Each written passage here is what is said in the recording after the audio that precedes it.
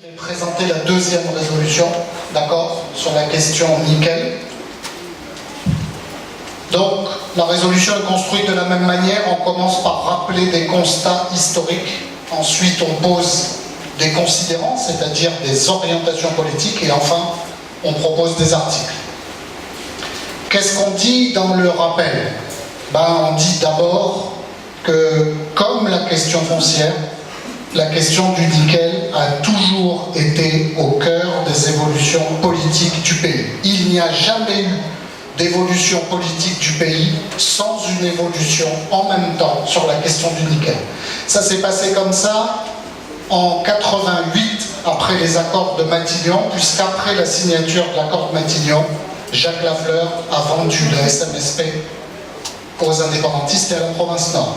Et c'était une étape déterminante, un volet déterminant de l'accord de Matignon. En 97, au moment où on a commencé à ouvrir les discussions sur la sortie de l'accord de Matignon, je vous rappelle qu'on devait avoir un référendum en 98. En 97, de nouveau, la question minière, nickel, s'est invitée dans le débat politique. Avec, souvenez-vous, le fameux préalable minier, qui a donné lieu à quoi? Qui a donné lieu à la signature d'un accord particulier, celui qui aboutira à l'échange des massifs Poum-Cognambo et à la création de l'usine du Nord. C'est le fameux accord de Bercy. Et puis un peu plus tard, un autre accord dans lequel on dit la Nouvelle-Calédonie, par le biais des 3 provinces, va rentrer au capital de la SLN et des Ramettes. Donc, on voit bien là que quand on dit que le nickel a toujours été au cœur des discussions politiques sur l'évolution du pays, ça s'est illustré sur les 30 dernières années par ces différentes étapes. Et donc, phrase suivante, on peut en déduire que le règlement politique de l'avenir institutionnel de la Nouvelle-Calédonie, c'est-à-dire ce qui se passera après 2018, devra aussi intégrer la question du nickel, comme ça l'a été en 98 et comme ça l'a été en 88. Deuxième constat, qu'est-ce qui s'est passé ces 10 dernières années sur la question nickel? Il s'est passé des choses qui n'étaient pas très bien coordonnées et organisées. Ces 10 dernières années, le comportement erratique de l'État, qui est actionnaire, je vous le rappelle, des Ramettes, et la caution des actionnaires calédoniens de la STCPI, face aux mauvaises décisions des Ramettes, ont fragilisé l'entreprise SLN. Qu'est-ce que ça veut dire? Ça veut dire ce qui est écrit après. Quand Eramet décide d'acheter un gisement de nickel en Indonésie, à Weda Bay, et décide ensuite d'y construire une usine hydrométallurgique, on vient concurrencer directement l'activité nickel calédonienne en créant un concurrent en Indonésie. Et tout ça se fait avec l'aval de l'État, qui n'a rien dit. Quand Eramet décide de distribuer tous les dividendes qui sont dans les caisses de la SLN, 80 milliards, en 2012 et en 2013, qui s'oppose à ça? Uniquement Calédonie Ensemble. Tous les autres États et autres mouvements politiques qui sont au conseil d'administration de la STCPI, administrateurs de la SLN, tout le monde vote ça. Et les 80 milliards qui ont été distribués là, on en aurait bien besoin aujourd'hui pour affronter la crise. Quand les mêmes décident de reporter pendant 10 ans la fameuse reconstruction de la centrale électrique de la SLN, dont la SLN a absolument besoin pour faire face à la crise, parce que la centrale actuelle, elle est pourrie, elle est chère, elle est tout ce qu'on veut, et elle plombe SLN. Et c'est pareil, personne ne dit rien. Et donc, l'histoire de ces 10 dernières années montre que de mauvaises décisions ont été prises en matière de stratégie nickel, notamment en ce qui concerne la SLN. Et quand arrive la crise des cours du nickel, plus les difficultés industrielles et financières et de l'usine du Nord, et de la SLN, et de l'usine du Sud, qui c'est qui va réclamer de l'État? Qui c'est qui va obtenir de l'État un soutien financier sans précédent? Ben, c'est lui là.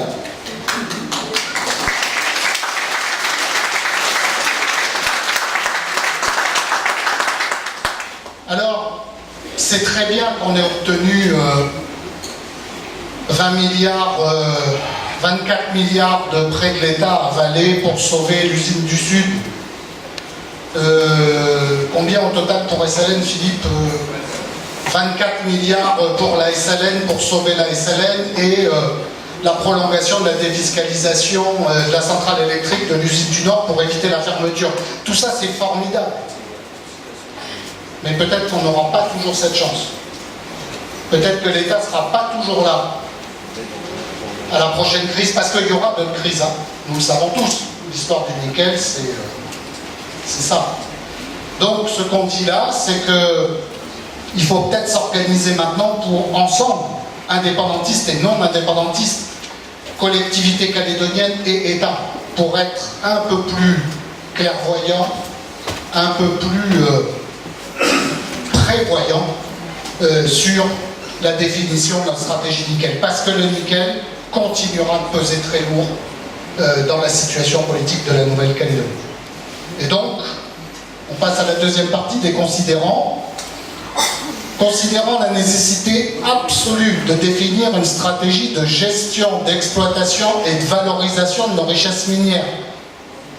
On n'a pas de stratégie partagée entre les uns et les autres, on n'a pas de stratégie claire. La fameuse crise des rouleurs et la crise des exportations l'an dernier, de 2015, l'a souligné. Donc il faut définir cette stratégie, et il faut également définir une stratégie de consolidation des emplois et des retombées économiques liées à l'activité minière et métallurgique, parce que ça pèse des dizaines de milliers d'emplois en Nouvelle-Calédonie. Et quand le nickel tousse, c'est toute la Calédonie qui tousse avec. Donc il faut avoir une stratégie à la fois de gestion, de valorisation de notre ressource, parce que je rappelle que le nickel, c'est pas renouvelable, hein, ça pousse pas comme l'herbe. Hein.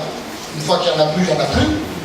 Et puis, il faut avoir une stratégie structurée, coordonnée, de préservation de nos usines. On a maintenant 3 usines en Nouvelle-Calédonie.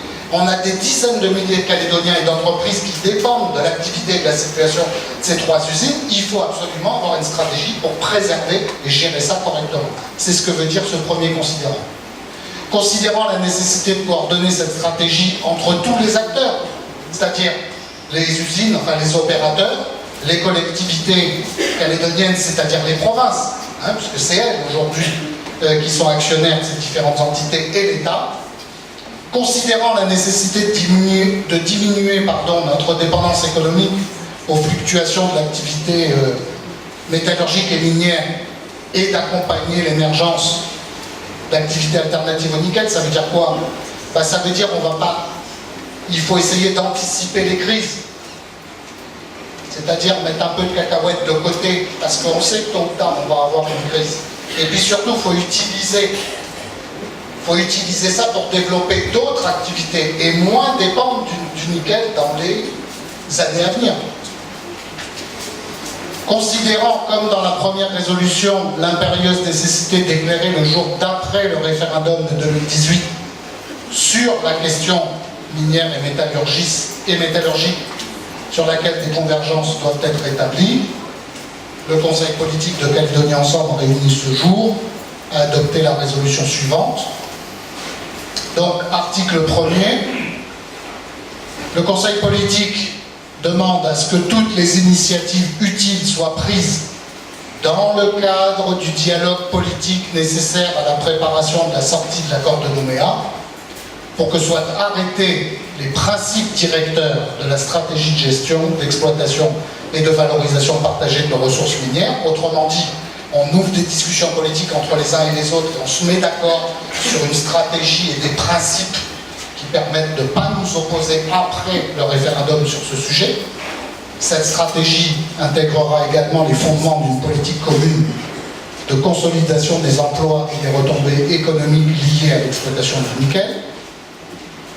Donc on se met d'accord et on acte des convergences politiques sur la stratégie et la préservation de nos outils, c'est ça que ça veut dire. Article 2.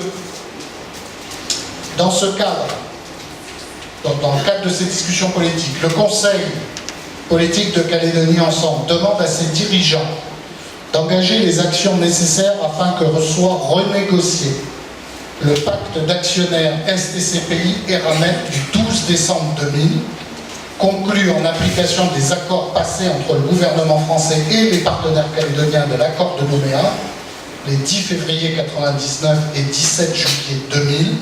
Cette renégociation devra permettre de renforcer la personnalité propre de l'entreprise SLN au sein du groupe Eramet, ainsi que la protection des intérêts de la STCPI et de la SLN. Qu'est-ce que ça veut dire en clair, ça? Ça veut dire que pour éviter les décisions d'Eramet qui nous ont été imposées ces 10 dernières années, acheter des mines en Indonésie, construire une usine concurrente des usines calédoniennes en Indonésie, distribuer tous les dividendes de l'entreprise, reporter la rénovation de sa centrale électrique qui aurait permis d'affronter la crise. Donc pour éviter que toutes ces conneries-là, dont on paye le prix aujourd'hui, parce que je vous rappelle que la centrale qu'Eramet n'a pas voulu construire alors qu'ils avaient 80 milliards en caisse, on va finir par la construire, mais on va finir par la construire avec 10 ans de retard et c'est nous qu'allons les payer.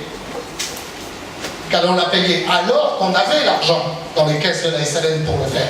Donc pour éviter tout ça, l'outil, c'est le pacte d'actionnaires qui existe, ou qui a existé, puisqu'il a été